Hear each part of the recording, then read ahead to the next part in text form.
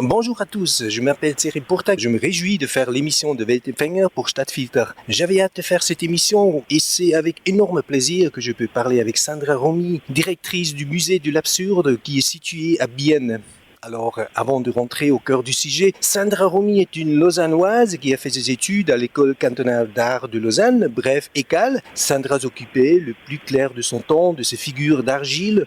Outre cela, elle jongle à la fois avec plusieurs de chapeaux, car elle fait le théâtre, la figuration ou la musique électronique.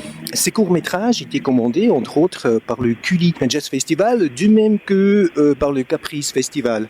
En plus, elle a passé 5 ans à Londres où elle avait un tas de rencontres fécondes, où elle s'est plongée dans l'effervescence londonienne.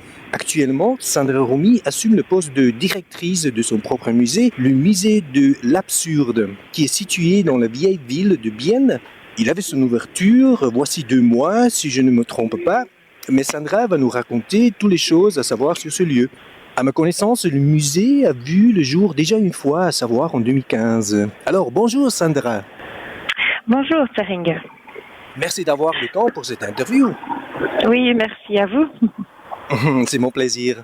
Discuterons un peu tes courts-métrages avec comme premier rôle les figures d'argile. Ça marche? D'accord, très bien. Ok. Alors, quand as-tu commencé à travailler avec le plastiline et pourquoi tu le préfères? Alors, j'ai commencé à réaliser des courts-métrages d'animation quand j'étais justement à l'ECAL. C'est là où m'est venue vraiment l'envie d'en faire. J'ai découvert ça dans le cadre d'un cours qu'on avait de vidéo. Et puis en fait, j'ai commencé à prendre des images, des photos, image par image, en fait, avec la caméra. Et c'est là que je me suis dit, mais en fait, c'est vraiment ça que j'ai envie de faire. Donc après, je me suis acheté un appareil photo. C'était plus facile pour prendre des images, pour faire justement du film d'animation, image par image. Et puis voilà, j'ai commencé à en faire comme ça, assez régulièrement. Et puis la plastiline, c'est parce que en fait, c'est un matériau qui est facilement malléable et que du coup, c'est facile pour bouger les marionnettes, surtout quand on fait justement du stop motion, qui est donc image par image. Voilà. Ah, super. Je trouve que tes vidéos, ils sont pleins d'humour, légères et marrants. Cela dit, on dirait qu'ils portent quand même un regard critique sur la société. Quel rôle joue l'humour dans tes clips et sont-ils au juste censés d'avoir un regard critique sur la société? Alors, c'est pas vraiment un regard critique sur la société, c'était plutôt des délires jusqu'à maintenant, les films que j'ai faits. En revanche, celui que je suis en train de préparer pour l'instant, il y a plus un regard critique. En effet, c'est plus un parti pris par rapport à l'écologie, par exemple. C'est un sujet qui me tient beaucoup à cœur. Et donc voilà. Mais sinon, les autres que j'ai fait jusqu'à maintenant, c'est pas tellement. Enfin, c'est vraiment plutôt un peu des délires, comme ça, des petites histoires un peu folles. Voilà, parce que moi j'aime bien le décalé et la folie. Oui, parce que tu sais, en visionnant de clips, j'ai remarqué qu'il y a plusieurs des facettes. C'est pas que légère et marrant. Ouais. Alors, moi, c'est comme ça que j'aimerais passer mes petits messages. Ils se prennent toujours. Et Sandra, ils se prennent toujours avec des tournures inattendues et ils ont l'air assez joueurs. D'où vient ça? C'est moi, en fait. Je suis vraiment quelqu'un qui aime le jeu, déjà à la base aussi. Et puis, j'aime bien, justement, voir la vie plutôt de ce côté-là, en fait. La vie un peu comme un jeu aussi. Donc, c'est vrai que le jeu, c'est quelque chose qui a une place importante dans ma vie. Je pense que ça reflète bien ton personnage, quelque part. Oui, complètement. Ouais. Très, très enfantin, comme ça. Je garde mon univers d'enfant très présent. À propos de ça, c'est quoi le message de tes clips? Il n'y a pas de message, en fait. Comme je disais, c'est vraiment des courts-métrages qui sont faits comme ça, un peu spontanément. Il n'y a pas de message précis derrière. Veux-tu déclencher des pensées ou? Oui, ça toujours. Je suis toujours influencée par plusieurs choses. Ça dépend des moments. Ça sort en fonction des moments, quoi. Voilà, ouais. Oui. As-tu jamais voulu tourner un long métrage?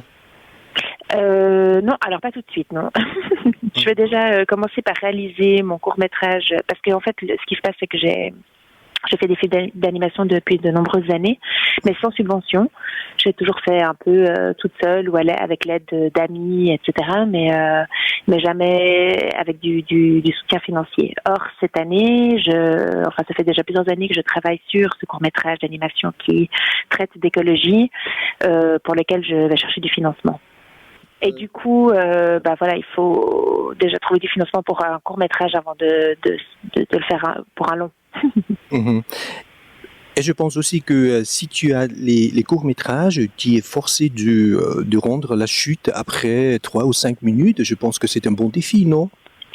Oui, alors en fait, ce qui se passe, c'est que justement, le stop motion, c'est quelque chose qui est très très long et laborieux à réaliser. Il faut énormément de patience et ça coûte extrêmement cher en fait, parce que Okay. voilà, oui, ça coûte très très cher à réaliser. Donc, en fait, ce qui se passe, c'est que souvent, on crée les décors et on anime à l'intérieur des décors. Donc, c'est tout un travail de préparation qui prend énormément de temps, donc d'argent, plus la location des studios, etc. Donc, c'est vraiment quelque chose qui coûte, quoi. Je pense que tes clips sont vraiment super bien ficelés. Merci. Comment tu trouves la mise en scène de choses quotidiennes de Fischli et Weiss? Tu sais, ils me sont venus à l'esprit quand je regardais tes œuvres. C'est à peu près la même façon d'enjouement qui me plaît beaucoup. Oui, alors c'est intéressant ce que vous dites là parce que j'aime beaucoup leur travail et j'aime beaucoup l'esthétique de leur travail. Et donc oui, j'aime beaucoup cet humour décalé. Je me retrouve assez bien là-dedans. Je pense que chez eux aussi, il me plaît qu'ils arrivent à tourner quelque chose de ordinaire dans quelque chose de manifestement hors d'ordinaire et qu'ils jamais expriment des statements ou bien dictent des opinions, mais ils méditent sur des questions soit petites ou grandes, parfois comme un drôle philosophe, n'est-ce pas? Oui, je pense aussi, oui. Ouais, tout à fait. Oui, je pense que c'est quelque part comparable avec ton travail. Ah, d'accord. Moi, je sais pas. Moi, je peux pas Tu dire poses ça. pas des questions non plus. Non. Ouais, non, je pose pas de questions. Enfin, notamment dans mes films, il n'y a pas vraiment de réflexion par rapport à. Non, vu qu'il n'y a pas de thème précis derrière, non. Il n'y a pas vraiment. Ok. Enfin, s'il y a toujours un thème un peu. Oui, il y a des thèmes un peu cachés comme ça, mais disons que j'ai pas envie de. Non, comment on va dire ça? Non, on arrête. Hop, on efface. C'est pas qu'il y a pas. En fait, ce que je veux dire, c'est que c'est pas qu'il n'y a pas de thème. C'est simplement que c'est pas des choses que je revendique nécessairement, parce que justement, mais j'ai fait toute une série là, la série Scarsdale, et c'est chaque fois des petites histoires qui se passent dans une maison, dans différentes pièces de la maison. Donc il n'y a pas vraiment de thème en soi. Voilà, c'est pour ça. Mais là, en effet, le dernier sur lequel je suis en train de travailler, il est complètement parti pris. Je dénonce des choses, ouais, très clairement. Mais c'est pas mon but n'est en aucun cas de vouloir être moralisatrice ou ça, j'ai pas envie de l'être. Ok. Alors... Oui, voilà. Je voulais pas te couper. Alors, non, pas de souci. dans l'introduction, j'ai mentionné que tu as monté le musée de l'absurde. Et avec ça, c'est un musée peu ou prou financé par tes propres moyens, sans subvention? Oui, c'est ça. Alors, c'est-à-dire que j'ai lancé justement l'affaire sans subvention et puis par la suite, j'ai fait un crowdfunding, financement participatif de 10 000 francs qu'on a obtenu. Donc, j'étais ravie. C'est super, ça a pu permettre de payer le loyer pendant une année, sachant que le musée est ouvert depuis septembre 2015. Wow. Et voilà, et donc je suis ravie. Maintenant, en effet, je n'ai pas d'autre soutien, pas de la ville de Bienne en tous les cas, donc je vais déménager le musée. On reparleront de ça. Qu'est-ce qui a déclenché la genèse de ce projet très intéressant? C'est quoi l'origine de cette idée?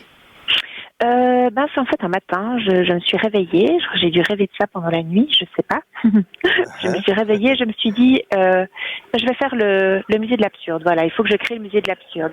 Mais c'est pas venu de nulle part, c'est venu vraiment suite à un ras-le-bol à l'absurdité que je côtoyais régulièrement.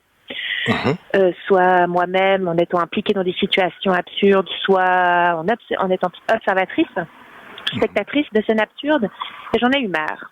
Donc, je me suis dit, il faut que j'ouvre le musée de l'absurde, voilà, un peu par opposition à cette absurdité, voilà. Le déclencheur, c'est ça. Ouais, j'en avais vraiment ras-le-bol, mais surtout de côtoyer cette absurdité par manque de réflexion ou par justement constater des choses totalement stupides, illogiques, enfin voilà. Voilà. Du coup, je me suis dit, il faut que je fasse le musée de l'absurde, voilà. Alors, où trouve-t-on l'absurdité? Partout, dans les quotidiens de chacun, ou faut-il avoir des antennes pour les apercevoir, les absurdités? Non, alors je pense qu'il n'y a pas besoin d'antennes. Je pense qu'elles sont juste là, hein? Elles sont juste là, tout le temps, ouais, exactement. Ouais, tout à fait. Et même des fois qu'on ne veut pas les voir, on est confronté. Peut-être on s'est habitué. Ouais, quelle horreur, jamais. Jamais, non. Ok, Sandra, est-ce qu'il existe un questionnement sur l'absurdité? Autrement dit, as-tu senti auprès de gens une demande pour un regard profond sur les absurdités? Vous voulez dire par rapport à mon entourage? Oui, tu sais, tu m'as parlé de ton déclencheur. Est-ce que tu as senti un vouloir de savoir plus sur les absurdités auprès des gens? Non, c'était pas. Moi, j'ai vraiment fait ça dans le but de créer un espace, le musée de l'absurde. Donc, c'est vraiment une bulle à part, en fait. Où j'avais vraiment envie de créer une bulle propice à l'évasion, où en fait, on fait n'importe quoi, mais pas n'importe comment. Parce que justement, j'avais envie je trouve qu'on manque d'amour dans ce monde et que j'ai envie de créer un lieu convivial où justement, on fait des choses absurdes, on se lâche, on les réfléchit. Par opposition à cet absurde justement qu'on côtoie, qui manque selon moi de grandes réflexions parfois. Qu'est-ce qu'il faut pour exposer dans ton musée? Faut-il être un artiste connu ou est-ce que tout le monde aurait la possibilité d'exposer dans ton musée? Oui, alors voilà, j'avais pas du tout envie de me limiter à justement exposer que des artistes. Pour moi, bien au contraire, j'ai envie vraiment d'ouvrir ça à tout le monde. Maintenant, il faut évidemment avoir un concept absurde, mais on peut tout à fait exposer de la nourriture ou de la couture ou des bijoux, peu importe. Mais il faut que ce soit sur la thématique de l'absurde, selon ma vision de l'absurde. Alors, l'heure est à passer un peu de musique. Tu nous as apporté quelques morceaux et on commence avec une chanson formidable et très funky des années 70 qui s'appelle Oh Baby de Pajoma.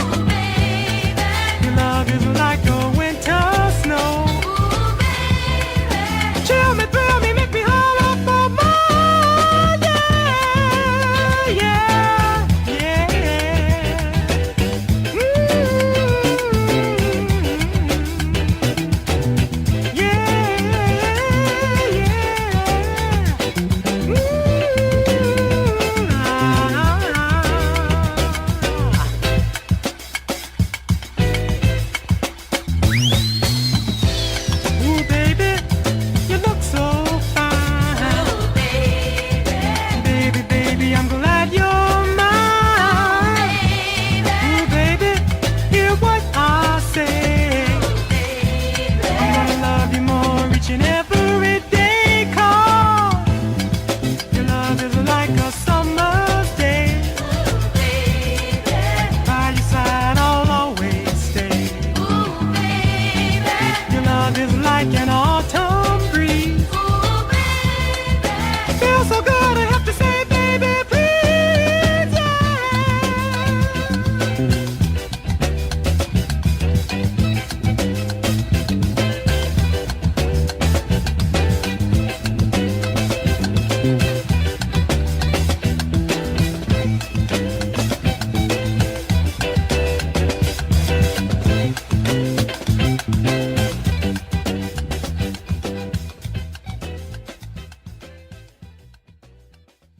Mon nom est Tserim Pourtag, je fais l'émission de Weltempfänger et je parle avec Sandra Romy, directrice du musée de l'absurde qui est situé à Bienne. Alors, est-ce qu'il y a dans ton musée des sous-thématiques dans la thématique de l'absurde, par exemple par rapport à l'époque, pays, etc. Et quand tu remplis les étagères, entre guillemets, tu suis un système particulier ? Non, alors justement pas. J'ai pas envie d'avoir de règles ni de cadres dans ce musée. D'ailleurs, j'ai choisi quand j'ai ouvert le musée, j'ai justement choisi un local qui n'avait pas de mur droit parce que je trouvais ça justement très bien pour casser tout ce côté conventionnel. Voilà, donc non, l'accrochage est en général bon. Je le fais. Il faut que l'esthétique de nouveau me plaise. Donc, je vais pas accrocher ça n'importe comment. Évidemment, c'est réfléchi. Mais disons qu'il n'y a pas d'autre... parce que pour moi, il faut que ce soit quand même beau. Voilà, ça c'est un critère important. Qu'est-ce que tu m'as demandé ? Oui, tu sais, parfois dans le musée, entre guillemets, normal, Ah oui. c'est quelque part reparti. Il y a des, je sais pas, les absurdités de hommes, les absurdités de femmes, je sais pas. Ou chez toi, c'est plutôt le chaos créatif, quelque part, non ? Oui, c'est un peu le chaos créatif, ouais, clairement. Clairement, j'ai vraiment pas envie de me limiter à... Non, pas du tout, alors ouais, vraiment. Enfin, après, chaos créatif, je sais pas si c'est le bon terme, dans le sens où c'est pas vraiment un chaos, c'est quand même structuré. Il y a une cohérence, voilà, c'est ça que je veux dire. Donc c'est pas un chaos en soi, puisque c'est quand même cohérent. Oui, et voilà. Ton musée est situé à Bienne. Pourquoi tu choisis cette ville ? Voilà, parce que en fait, je vivais là-bas à ce moment-là, et puis Bienne est une ville pour laquelle j'ai une affection toute particulière, dans le sens où je trouve que c'est une ville qui bouge beaucoup, où il y a énormément de talent, vraiment, que ce soit au niveau musical ou justement plastique, artistique en général. Les gens il y a une grande effervescence autour de la créativité, ce qui m'a beaucoup plu. Et puis c'est une ville bilingue, et je trouvais aussi très intéressant, voilà, d'être dans une ville bilingue. Donc voilà. Tu parles allemand, Sandra ? Non, pas bien. Je comprends, mais je parle pas bien. Non. Alors on peut se débrouiller en parlant uniquement le français là ? Très bien, ou l'anglais, ou un peu d'espagnol. Comme... Alors tu as fait le bon choix. Oui, j'ai fait le bon choix. Tu as fait le bon choix. Sans compter que Bienne était toujours un haut lieu de la culture. Je pense qu'il est exactement. À Bienne, il y a un centre AJZ, Autonomes Jugendzentrum, qui a vu le jour sur fond du mouvement en été de 68, à l'image du centre avec le même nom à Zurich. Le centre se trouve sur le gazwerk Areal, d'où le nom Ressou. Chaudron en suisse allemand, c'est également un lieu de concert, de théâtre et des discussions politiques. Et en outre, le chanteur de Totenhose raconte toujours comment dans les années 80, son groupe était inspiré par Hungry for What, un groupe de Bienne. En outre, un des premiers mouvements de hip-hop avait ses origines à Bienne. Sans parler de la boîte Abraxas, une discothèque qui était toujours bourrée, bien qu'ils n'ont pas vendu de l'alcool. Et où le light show était installé au-dessous de la piste originale. C'est très original. Ouais. C'est comme la Coupole aussi. La Coupole qui est un lieu aussi mythique, voilà, où plein de soirées se passent. Intéressant, Tu étais né à Lausanne. Est-ce qu'il existe des similarités entre Bienne et Lausanne ou pas du tout ? Est-ce qu'on peut les mettre en parallèle ?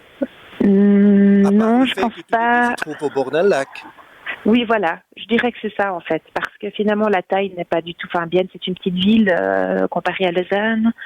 La mentalité de ces deux villes est totalement différente. Totalement. Et la créativité qui en ressort également, je trouve. Mais... C'est toi qui battes la mesure ou est-ce qu'il y a d'autres responsables pour la gestion du musée? Non, c'est moi. Voilà, c'est moi qui fais un petit. Non? Voilà, c'est une association derrière tout ça, mais je m'occupe, oui, la plupart des choses, c'est moi, ouais, on va dire. Ah, ok, formidable. Donc, en tout cas, pour tout ce qui est accrochage et choix de l'exposition, c'est moi. Choix des artistes, etc., c'est moi qui m'occupe de ça, ouais. Ok, on va écouter un morceau de BBO, un artiste anglais, et ce morceau s'appelle Feeling. Comment es-tu tombé sur lui? Alors, je crois qu'il faisait partie d'une playlist, en fait, que j'avais, une petite playlist YouTube, et je trouvais ce morceau super. En fait, je fonctionne beaucoup par coup de cœur. C'est comme ça que, par exemple, je choisis mes artistes, en fait. C'est que par coup de cœur. Et pour la musique, c'est pareil. Donc, je suis ouverte à tout style de musique, pour autant que j'écoute ceux pour lesquels j'ai des coups de cœur. Un peu comme tout le monde, j'imagine. Oui, et je trouve génial que malgré le fait qu'il enregistre sa musique avec des outils électroniques, il arrive à faire de la musique à la fois organique et naturelle. Oui, je sais pas, je connais pas assez bien cet artiste. Ok, j'ai fait un tout petit peu les recherches. Okay. Oui, moi pas du tout. Ah, super. Alors, tu étais toute neutre, quelque part. Oui. Oui, c'est peut-être encore mieux. Alors, on va passer la musique et après on recommence. D'accord.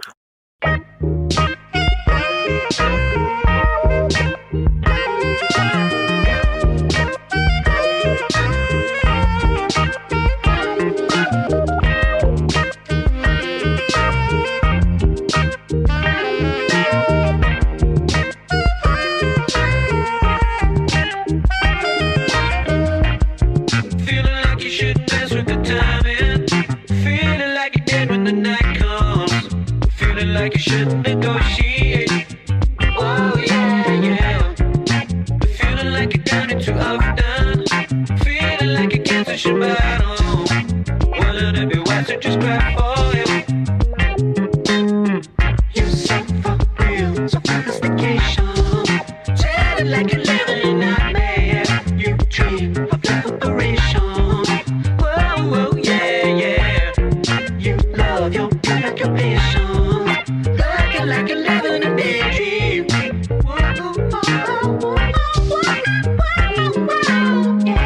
You see, with your soft demeanor, settle, cease and surrender. It's been a long time since you spoke up, or revealed where you were.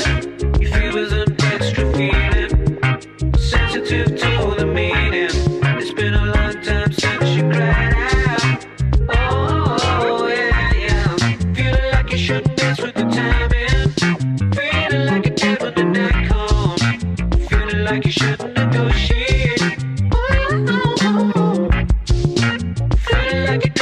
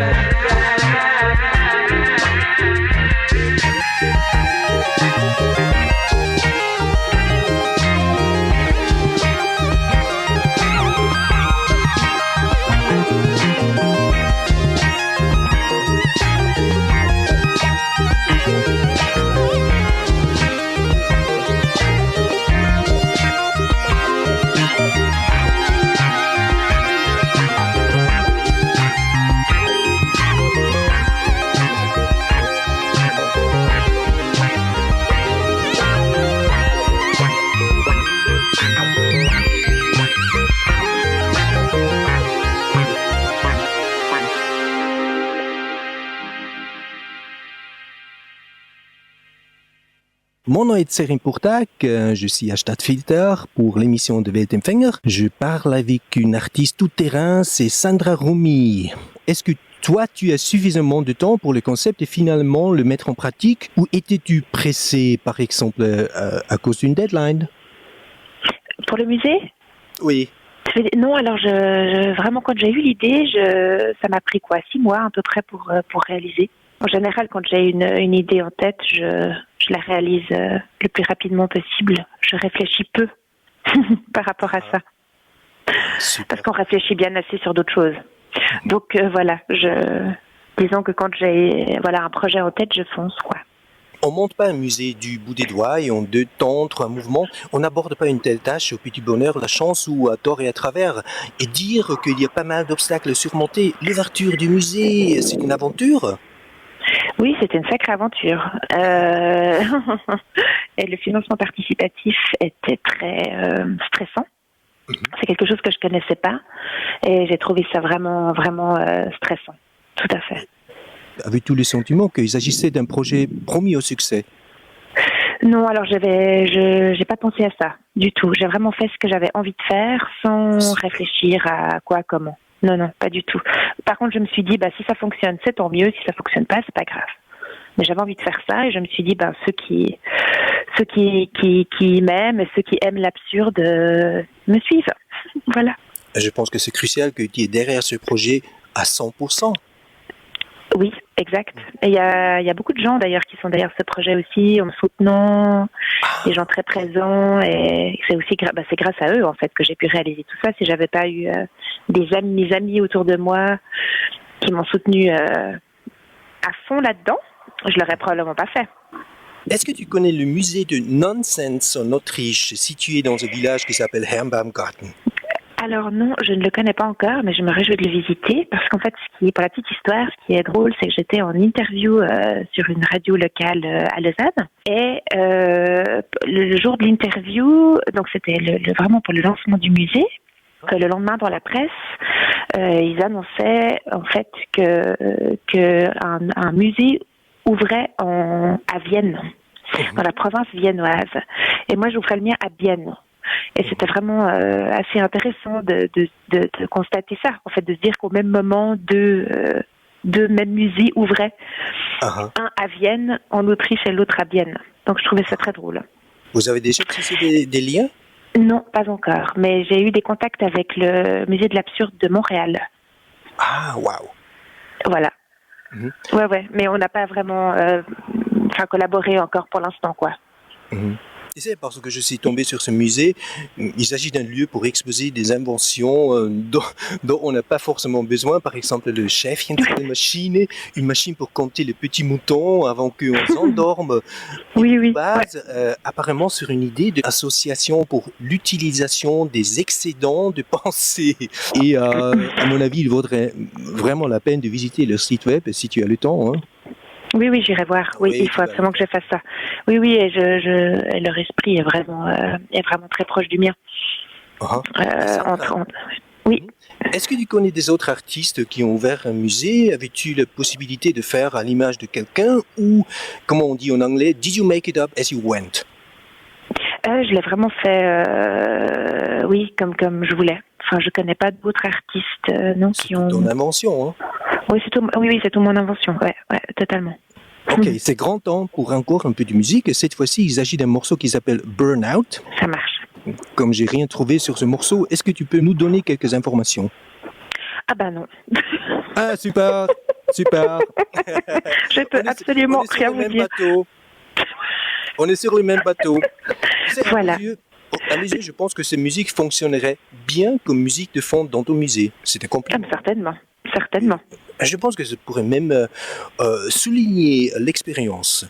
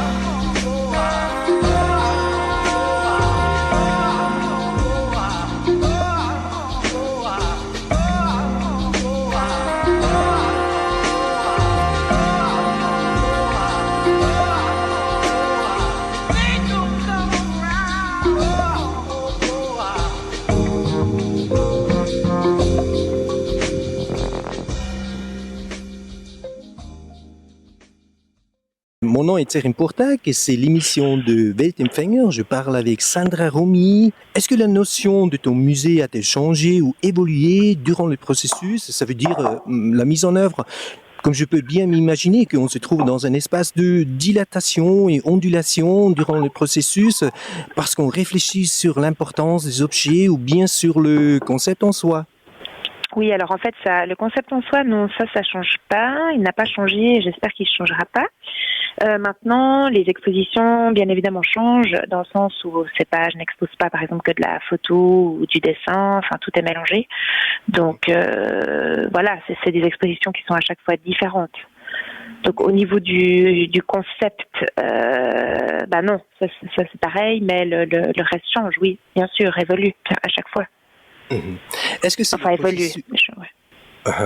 Est-ce que c'est le processus en soi qui t'amène à la réflexion, ainsi te permet de profiter à double titre?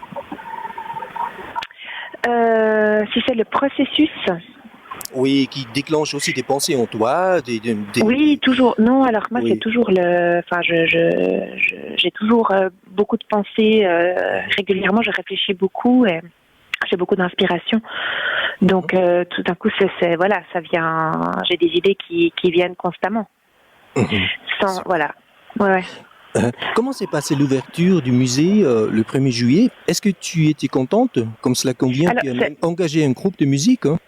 Oui, alors en fait, c'est-à-dire que j'ai pas engagé, c'est des gens qui sont venus jouer gratuitement pour le soutien au musée.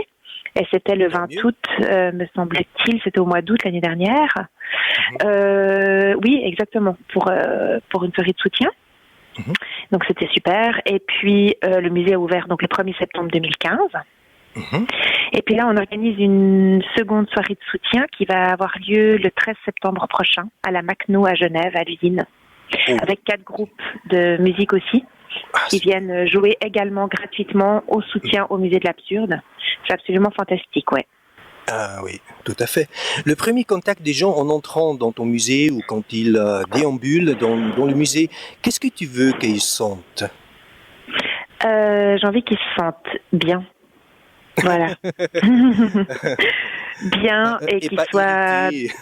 Non, exactement. Et qu'ils soient décalés, dans un univers décalé, vraiment, dans une bulle.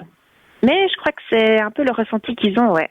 Ouais, j'ai eu des retours plutôt de cet ordre-là, donc je suis ravie. Voilà, les gens apprécient beaucoup Est-ce que tu venir au musée. Oui. Est-ce que tu reçois beaucoup de feedback? Ben oui, beaucoup, ouais. Les gens sont très encourageants, m'encouragent à continuer, trouvent super, se réjouissent de revenir, donc c'est fantastique. Ah, super. Maintenant, on écoute encore une chanson que tu nous as apportée. C'est un morceau de Jill Scott Heron qui s'appelle It's Your World. The ground beneath my feet, I know was made for me. There is no any one place where I belong. My spirit's meant to be free, and soon now everyone will see life was made for us to be what we want to be. And it's your world. Yours and yours and yours and what you see. What's not meant for me is your world. But you don't have to be lonely, 'cause in your world you are truly free. The thoughts that fill my mind are a very special kind, because they're home to me and me alone. And then I realize that we all have a home inside. Was meant for us to be what we want to be. And it's your world. It's yours and yours and yours and what you see. What's not meant for me is your world. But you don't have to be lonely, 'cause in your world you are truly free.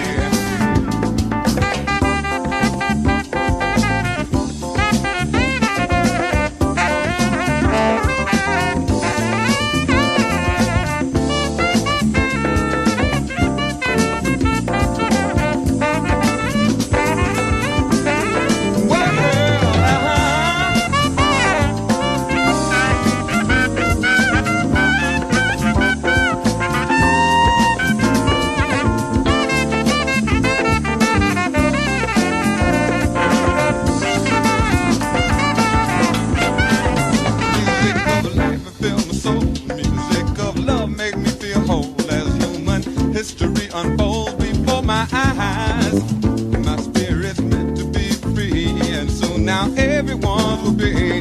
It's your right to be whatever you want to be. And it's your world. It's yours and yours and yours. And what you see was not necessarily meant for me. It's your world. Yeah. But you don't have to be lonely, 'cause in your world you are truly free. And it's your world. It's yours and yours and yours. And what you see was not meant for me. It's your world. Well, but you don't have to be lonely, 'cause in your world you are truly free. And it's your world. It's yours and yours and yours. And what you see, yeah, it was not meant for me. It's your world. But you don't have to be lonely, 'cause in your world you are truly free. You are truly free. So go ahead, be what you wanna be. You are truly free. Go ahead, be what you wanna be. You are truly free. So go ahead, be what you wanna be. You are truly free. Go ahead, be what you wanna be. You are truly, truly free. Go ahead, be what you wanna be. You are truly, truly free. Go ahead, be what you wanna be. You are truly, truly, truly, truly, truly free. You are truly free. Go ahead, be what you wanna be.